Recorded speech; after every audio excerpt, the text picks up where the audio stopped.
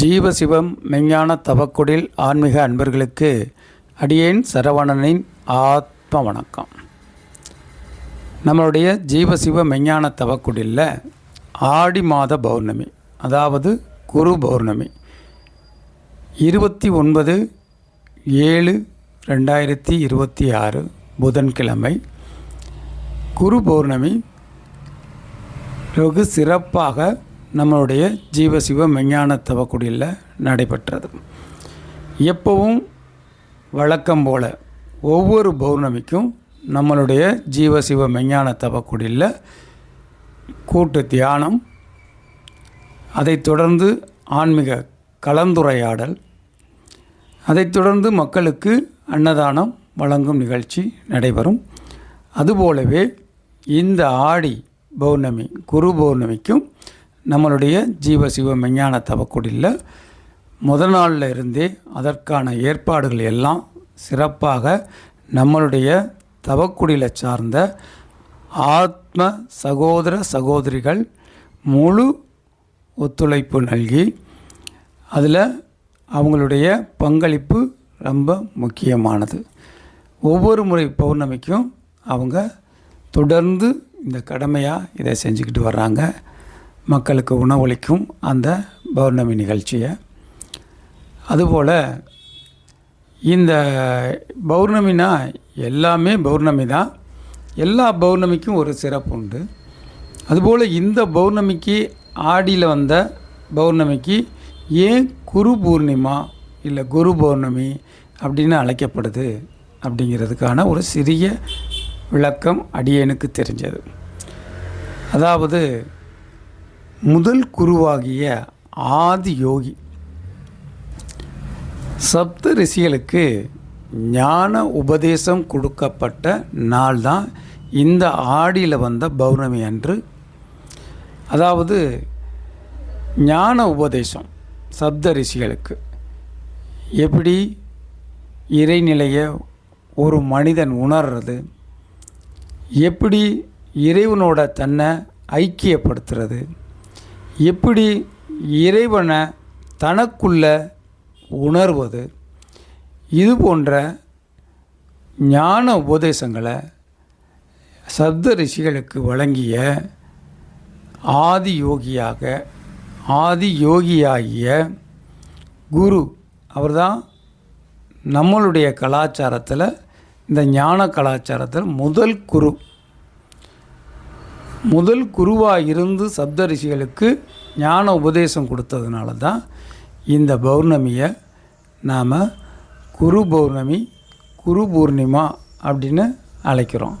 அதனால தான் இந்த ஆடி பௌர்ணமி இந்த ஞான கலாச்சாரத்தில் சித்தர்கள் வழியில் நடக்கிறவங்க, யோகம் தியானம் இந்த மாதிரி நிலையில் வாழக்கூடியவங்களுக்கு ரொம்ப ஒரு முக்கியமான பௌர்ணமி. அந்த பௌர்ணமிக்கு நம்மளுடைய ஜீவசிவ மெஞ்ஞான தவக்குடியில் நல்ல முறையாக சிறப்பான கூட்டு தியானம், அதைத் தொடர்ந்து சத்சங்கம், அதைத் தொடர்ந்து மக்களுக்கு அன்னதானம் வெகு சிறப்பாக நடைபெற்றது.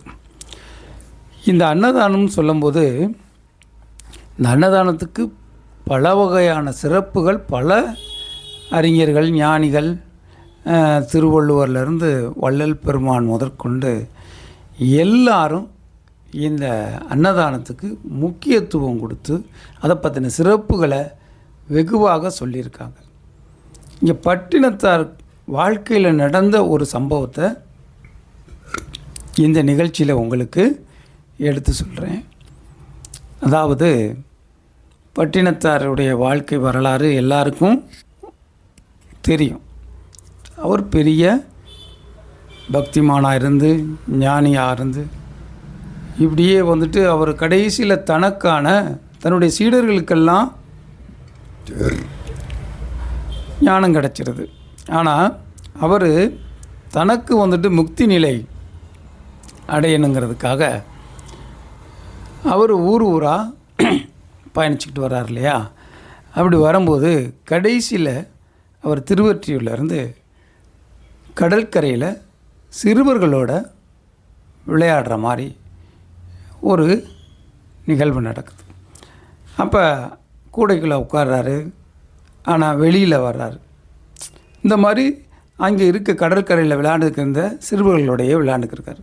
கடைசி இருளில் வந்துட்டு இருட்டு தொடங்கிடுது.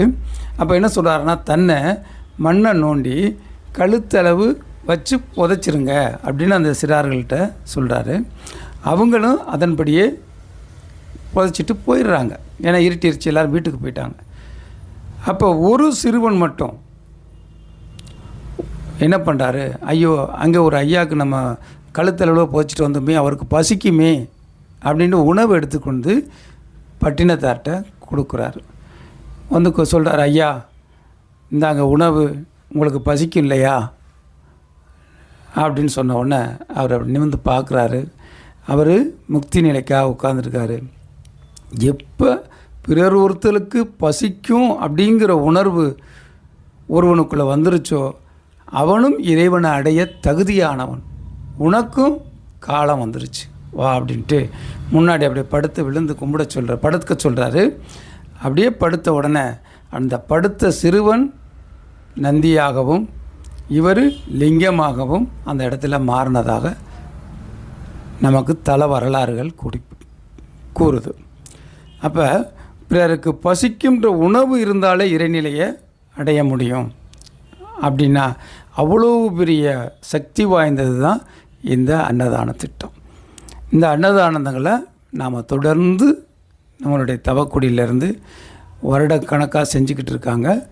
இன்னமும் தொடர்ந்து எல்லாரும் தன்னுடைய வீட்டுகளில் ஒரு விசேஷம் நடந்தால் எப்படி இருக்குமோ அதுபோல் தொடர்ந்து தன்னை நம்மளுடைய ஜீவசிவ மெஞ்ஞான தவக்குடில் ஆத்ம சகோதர சகோதரிகள் அனைவரும் தொடர்ந்து அதில் ஈடுபட்டு இருக்காங்க. இதுக்கு பொருளுதவி கொடுத்து பல பேர் உதவி இருக்காங்க. அனைவருக்கும் இந்த நேரத்தில் நம்மளுடைய ஜீவசிவ மெஞ்ஞான தவக்குடில் சார்பாக அனைவருக்கும் அடியேன் சரவணனின் மனமார்ந்த வாழ்த்துக்கள், நன்றிகள், பாராட்டுக்கள். அனைவருக்கும் அடியேன் சரவணனின் ஆத்ம வணக்கம். அஞ்சாத நெஞ்சத்துள் அருளாகி பொருளான பிறையோனே பரமேஸ்வரா,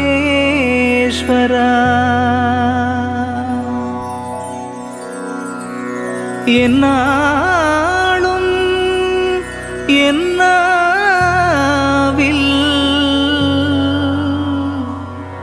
நின்றாடும் உன்னாமம்